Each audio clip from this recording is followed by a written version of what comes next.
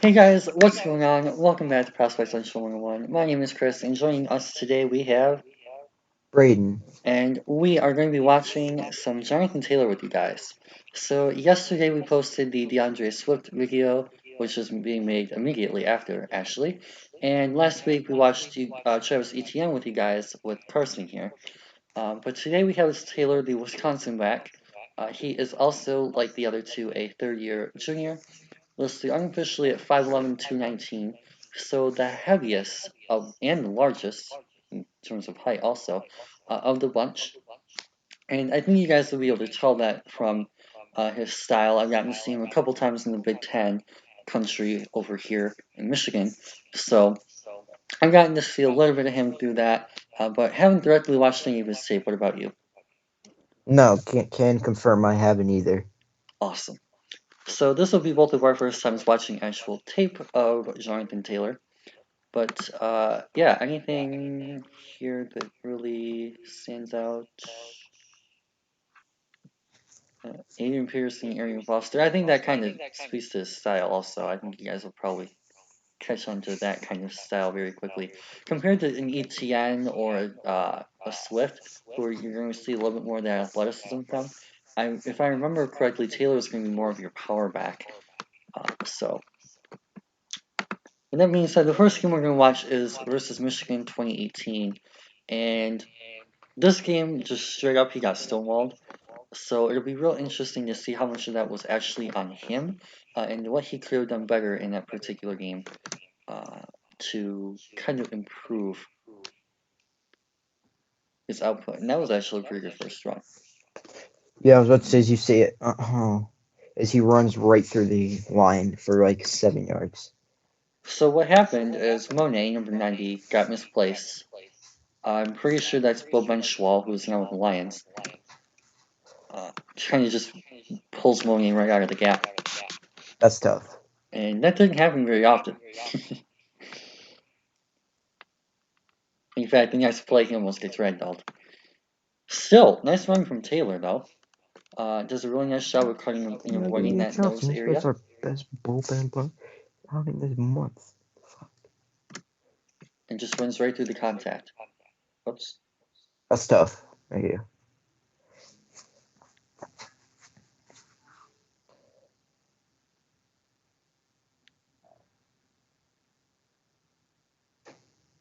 Same thing. That should have been money to bring him down quickly.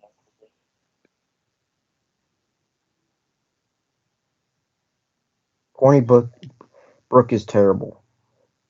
Oh, he was disastrous. That was actually not the worst play that Taylor could have made.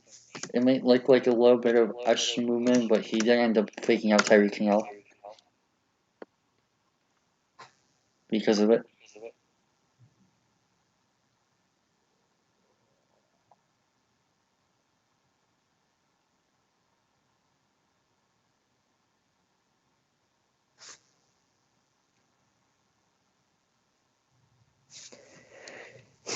Yeah, Hornibrook got it completely shut down in this game. I think he only completed like one pass the entire second half. Good balance to fight through the contact. Yeah, does a great job here, staying on his feet. And also the vision, again.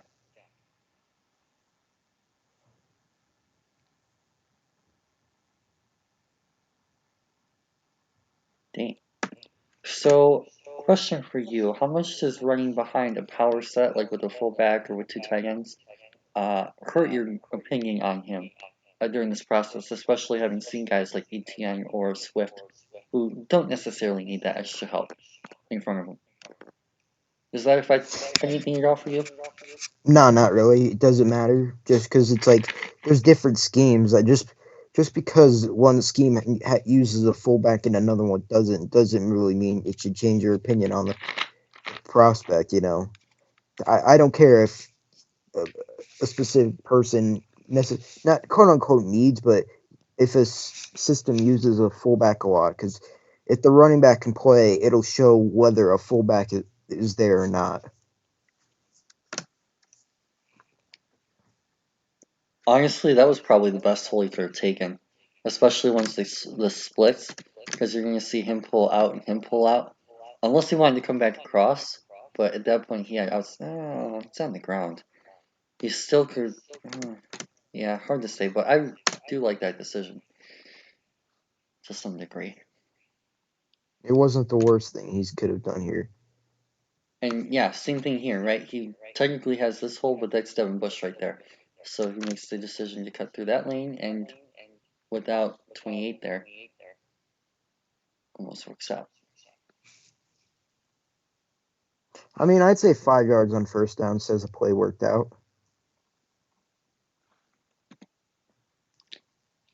Kind of speaks to the style of back that he is. This is kind of like the ideal Jonathan Taylor play that you expect from him.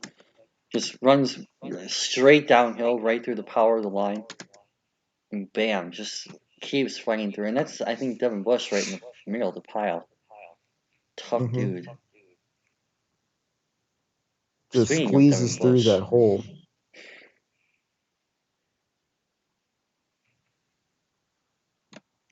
while we're at it, He predicted Devin Bush predicted what overall he'd go in the draft as his jersey number.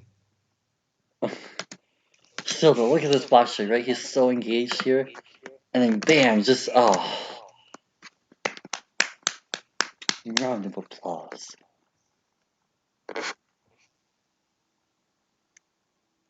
He's one of my favorite players I've ever seen in college.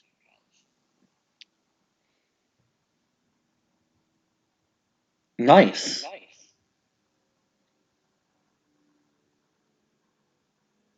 Great job playing with by Josh Metellus to eventually force him out. But still, I like how he's able to reverse this field. Sees Devin Bush is probably faster than him. Roaming that, protecting that gap. Bam, takes it to the right side. Picks up a first down. And a lot more. That was one of the most interesting tackling techniques I've ever seen right there. By who? 14 on this play. Metellus, yeah. Okay. Yeah, he looked like he was throwing hands more than trying to tackle him. And yeah, switch to the vision from this particular angle. Instead of running through that gap where Devin is, or that gap where Khalid would have been.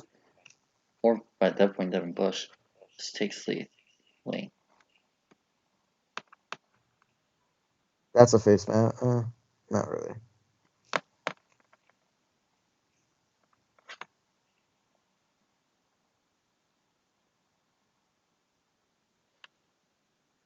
Okay, great job of extending the play through contact. Probably would have preferred him take this around Devin Bush instead of trying to run right through him. But, I mean, at least he was able to pick up some yards. Nice, that's tough.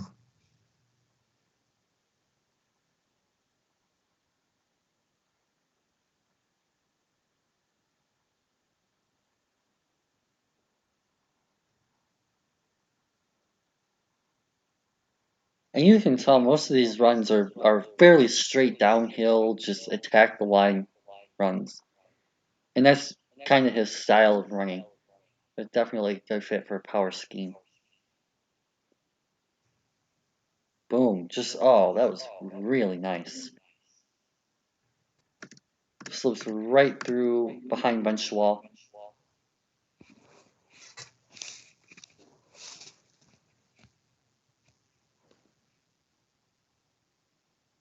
Nice cut.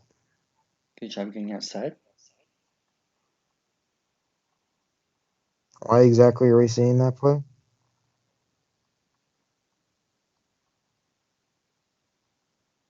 Great vision. Brown signed Rashad Gordon. That was last year. I know, I just find that hilarious. Yeah. He's already out of that. He already is moved on from He's Cleveland. long gone from Cleveland. I don't even think he played a game here, though.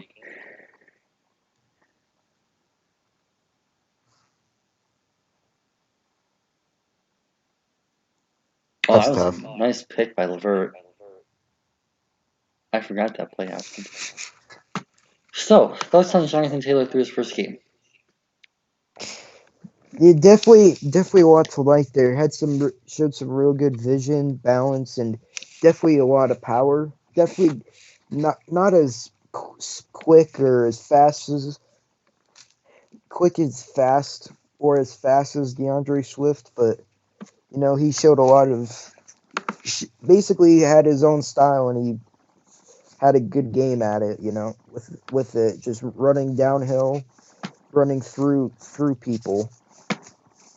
So it was a pretty solid game for him overall. That's tough. Nice play by Seager. And you can kind of see the resemblance a little bit to the Adrian Peterson type of runner. Yeah. Compared to being like a Chris Johnson type or whoever like you would see with a Swift or an ETN.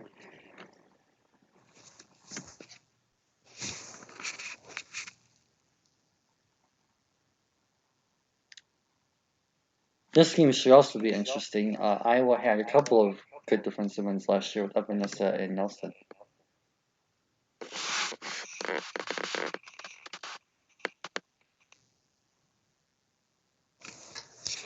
Good old Big Ten power football.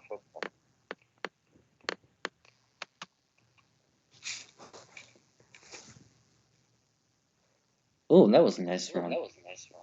Especially on short yardage. Loaded field. Loaded bots. Finds his way through.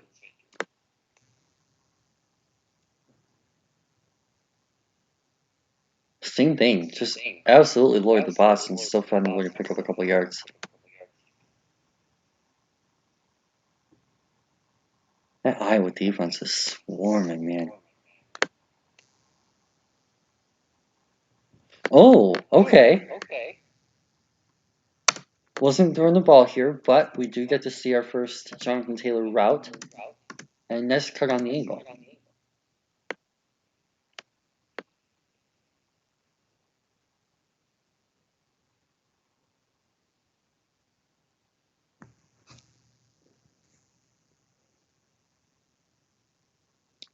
Love his movement. Very efficient. And I think this play kind of like sums everything up that we've already talked about. I consider him kind of in the box. 1, 2, 3, 4, 5, 6, 7, 8. That guy could easily come down and make a play. That guy could easily make a play.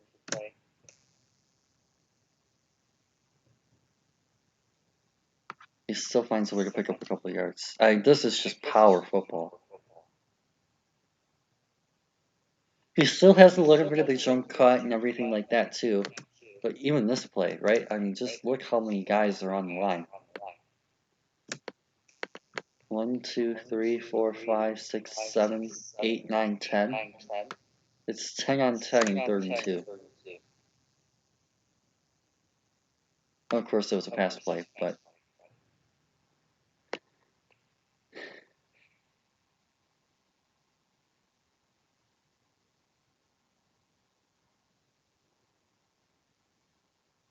the one thing I will say is he doesn't really look all that fluid when he shuffles, but he's still doing a nice job of limiting and reducing that wasted motion. So he's not actually wasting a lot of motion, he just kind of looks clunky a little bit. It's not actually a bad thing. That was an interesting play design. What, the swing screen? Yeah, the screen when there's one guy to block out there when there's two defensive backs. Oh, yeah, that's probably why this guy to cut inside and beat him one-on-one. Or cut this around the edge, because it was a swing screen. So you're probably expecting him to... And the guy missed his block. Yeah, I was about to say, that was also a piss poor block.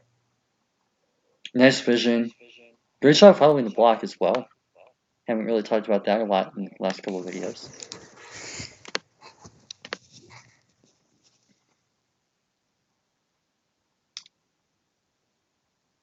Ooh.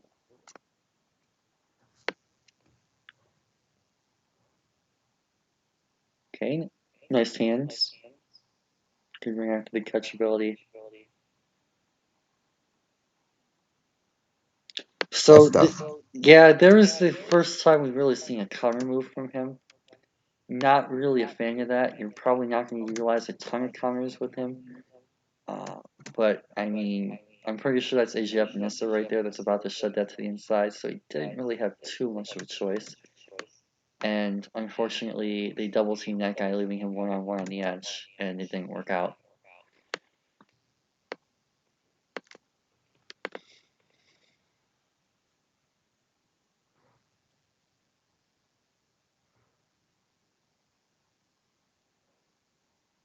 He's doing a nice job of running low. We didn't really talk about that in the Swift video yet, well, published yesterday either. Taylor doing a really nice job of doing that. Utilizing pad level leverage, all that technical stuff.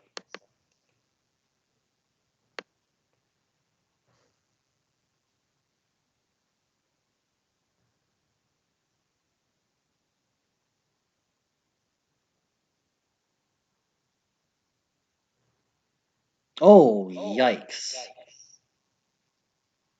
Okay, pass blocking is, based on that one play alone, not great.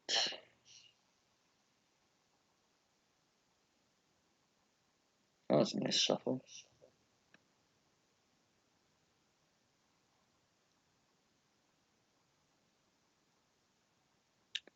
This offensive coordinator is an idiot. I have seen a lot worse than this. I meant just in that goal line set. You did two reverse yeah. sweeps on goal to go.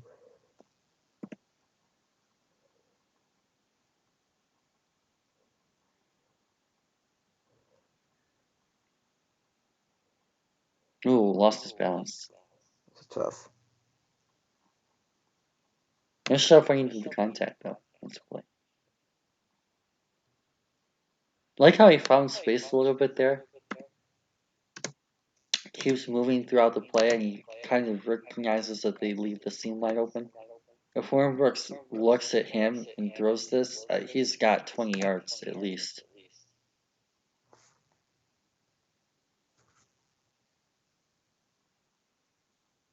Another outside play. Nice hands catch.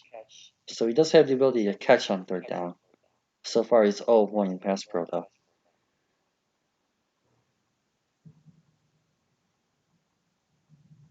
Nice cut.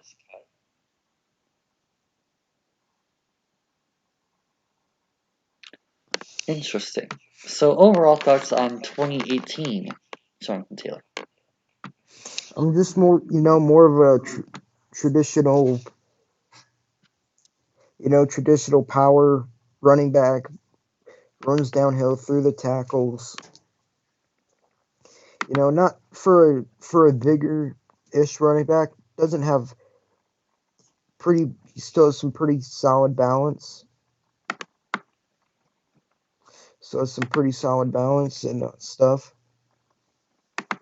So how would you compare him to some of the other running backs that you see? I forgot to ask you this during the Swift video. But how would you compare him to some of the other running backs that you've seen the last couple of years? Guys like Fournette and Kerryon, for example. Or I kind like of how more you that meant. between the tackles runner. Yeah, he's definitely shown a little bit more ability with, more balance and like more like upside, like kind of. He's not completely useless running outside like someone like a Fournette. So I don't know. We'll see. Definitely not the worst. It's like it's not like laughable to compare him to those guys. Thank you for pointing out where indeed he was.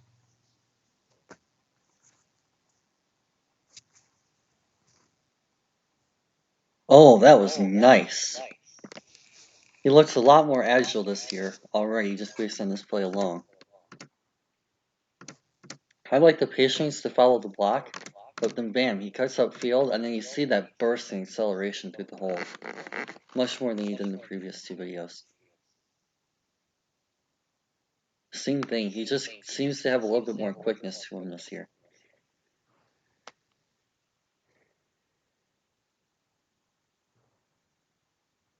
Oh, nice physical stiff arm. Doesn't lead anywhere, but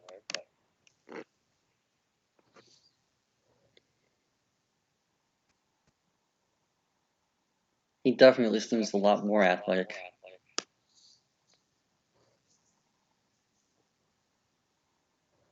Nice cut. Oh man. Bye. Rip USF.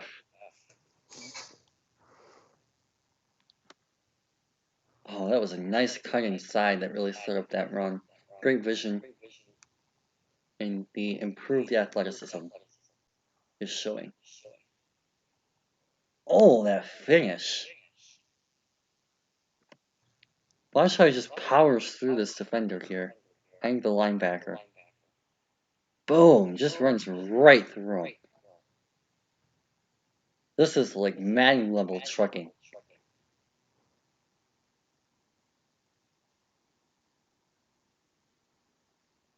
That's tough.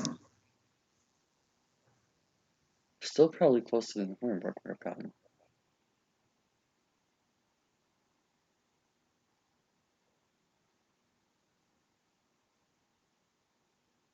Nice pass protection. At least recognizing the right guy.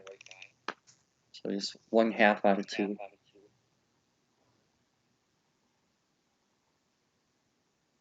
Oh, man. Oh God.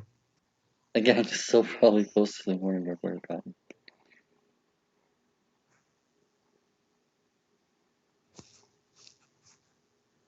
Whereas Hornberg's still their QB. He might still be their quarterback. No, that guy is right-handed. So. Just physical.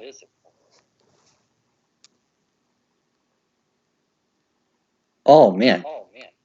Thanks to the initial contact. Doesn't really result in much, but he did pick up an extra yard or 2 because of it. Behind the line, but He lost an extra yard or 2. Well, he prevented a bigger loss. yeah. That's one. Probably would like to see him cut that out. It would have resulted in a 1-on-1 situation here instead of 3-on-4 there, but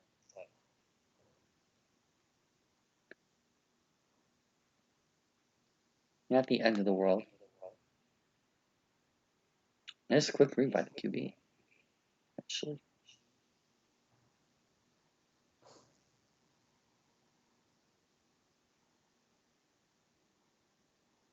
This QB actually is getting some velocity, which is already improving over Hornberg. Oh man, and Ooh, bye. I mean, again, the improved athleticism year over year is really showing off nicely in this game. Now, granted, it's South Florida, so it's. Well, I mean, even outside of Devin Bush, Michigan wasn't really too athletic on defense last year. We saw that exploited by Ohio State. And Iowa is much more physical in terms of their defense as well. I honestly think there's a decent chance that USF might be quote unquote faster defensively. And Taylor is just blowing by these guys. I don't think it would really make much of a difference. Nice hands catch and just the vision. Boom. And the other thing I like too is that he seems to be hitting that second gear, right? He has that initial bursting first step, but man, when he hits that open space, he kind of speeds up a little bit and hits that nice second gear and top end speed. Real nice. Yeah, it was kind of stuck. Nice. There you go. Great pass pick up there by Taylor. Crosses in front too, across his front face to the quarterback to pick it up. And nice cut block.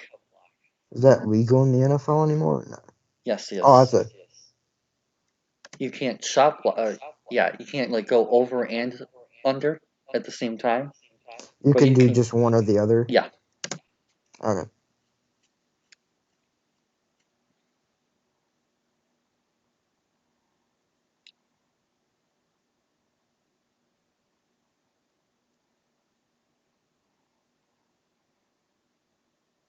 It's bouncing off of guys.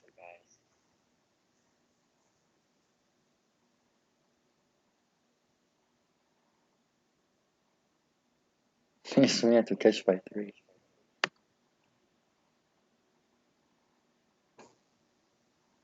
What kind of? What on earth was that? The reason I have an issue with this play isn't even necessarily the play call itself, because the play call itself is not great, but I mean, my issue with this play is that they ran it when they had guys coming down both edges. Like, they should have been able to recognize the edge blitz there and changed.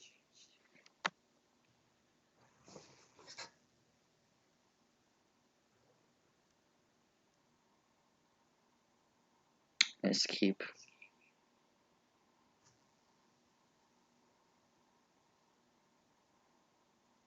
Okay, again, we get to see both inside and outside routes from him like we did with Swift. So we do get to see enough of route variants as well, and we saw the screens also. And he's actually lined up as a receiver with the hitch for the touchdown. Very nicely done, Jonathan Taylor. Never hit the ground. That's a touchdown. Boom. Great vision. Nice little stiff arm at the end.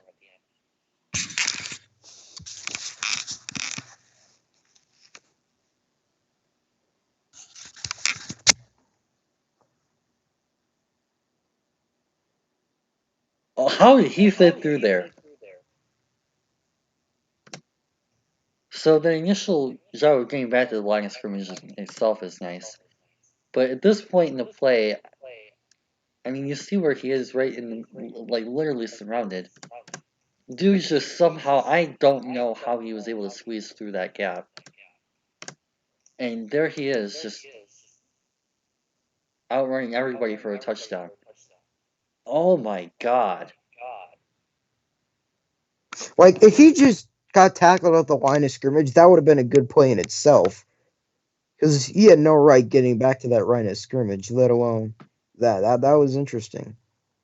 One That to the left, Murphy. There's no. That's a double. that was a sick play to end on. So, with that being, well, okay, that's kind of right. With that being said, overall, just thoughts on Jonathan Taylor. Well, first off, what do you think of his year-over-year improvement? Do you think he improved at all from 2018 to Yeah. 19? Uh, I mean, yes, and like burst and athleticism and agility, but and and maybe it's just one rep, but a little bit of pass protection too. But so yeah, but yeah, he definitely showed improvement from year 1 to year 2. Well, from 2018 and 19. Yeah, 2 or 3 in his case. So, overall thoughts Yeah. on Jonathan Taylor now that you've gotten to see him all 3 games? No, this dude's he's pretty damn good. How would you compare him to Swift? I I honestly, that's hard. I don't.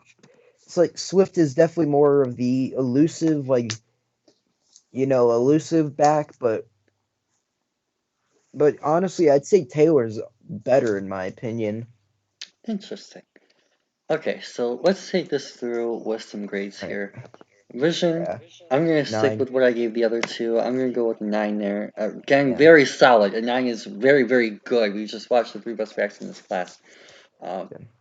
it's definitely up there with where you want him to be for a first-round guy, or better yet, a blue chip guy. So, very good. Speed, I'm going to lean a little bit more toward where I did with Swift. I'm going to go with an 8 there. I definitely don't think he's an ETN's class in either one of these 2 categories. I'm going to go with 9 there as well. Just overall, again, very solid. Yeah. It's just not really at that elite level of ETN in open space Yeah. yet. Yeah. Trucking and strength, I'm going to go with the perfect 10 10. there. He Yeah. was incredible fighting through contact.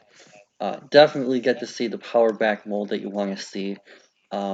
Extremely impressive in almost every way in that category. Moveset, 8. I'd I'd honestly go with the other two and say 8. yeah, I guess that kind of makes sense, especially because he was able to show off a little bit of a stiff arm also. Yeah. So I think an 8 is kind of fair. Balance, same thing. I'm kind of leaning with a 9. 9. He did have pretty good balance. I think he slipped once or twice, but overall, still, again, in that top class where you want him to be. Patience, I kind of lean toward more on the Swift side with this as well. I'm going to go with a 9. 9. He Yeah. was definitely did a great job of following his blocks, reading the field of vision, and deciding where to go based on what he was reading. So good job on that part there. Receiving, I'm leaning a little bit more toward what we Yeah. saw from ETN here. An So 8. I'm going to go with an 8 for that particular category. I don't think he was quite in Swift's range. With Swift, we got to see a little bit more running after the catch. We got to see a little Yeah. bit more elusiveness. We got to see a little bit smoother routes. And the gap is kind of there. And that's not saying anything better about Taylor. That's still a first round caliber receiving ability. Just not quite at that elite level yet. Pass protection, same thing. I'm actually going to go a little bit light on that. I'm going to go with a 7. Still want to see more consistency, I guess, is going to be the key there. And that's obviously volatile to change. We get to see him cut block guys like Uche consistently. And he's going to have the chance to do that, right? He goes against Isher Gross Matos, I believe. He goes against AJ Epinesa for sure, since they're in the same division again. He gets the chance to show off those kind of traits again and improve on what we were able to see. That would be ideal. Ball security, same thing. I'm sure you've probably fumbled once or twice at some point, most likely. So I'm going to stick with a 9 there. Which would mean if we use the average of a 9 again, that'd be -1 +1, so even, -1, -2, -4, so that's an 86, which puts him right on top with ETN for second.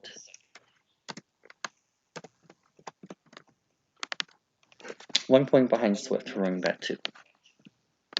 So, overall, agreements, disagreements, things that you would like to talk about that I didn't touch on in each category?